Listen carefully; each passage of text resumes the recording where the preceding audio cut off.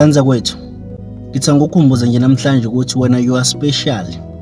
uNkulunkulu uthe mangabe kudala wakwenza ukuthi ube special, wakwenza ukuthi wena mangabe uzophila la emhlabeni uphile, qede uzokwenza umehluko la ngana kwethu. So ngiye ekuthenini ungakusabi ingane kwethu ukwehluka ebantwini. Siphila esikhathini sabantu noma siphila nabantu abasenza sibone ngazothi ukwehluka ebantwini kuyinto wrong noma ungenza into enziwa abanye abantu ku wrong. Ngana kwethu ayikho into wrong ngokwehluka. Kuhle ukuzazi ukuthi uNkulunkulu ukupheni, because ngane kwethu uma ngabe sesizokwenza into eyodwa noma sizokwenza into efana nale yenziwa abanye abantu, umbuzo wami isiphi isizathu sokuthi sizophila? Imuphi umehluko esizowenza uma ngabe sonke emhlabeni sesizokwenza into eyodwa?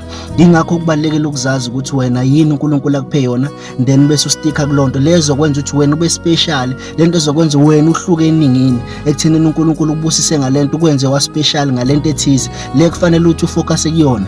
Ingakho uthola ukuthi abantu abaningi empilweni benza izinto eziningi, but uthola ukuthi abanye abayiphumeleli lezo zinto lezo, noma abanye bafikisa indawo ngesizathu sokuthi abenzi lento uNkulunkulu bebadalela ukuthi benze yona, but benza into eyenziwa yiningi ngenxa ukuthi abafuni ukuhluka eningini.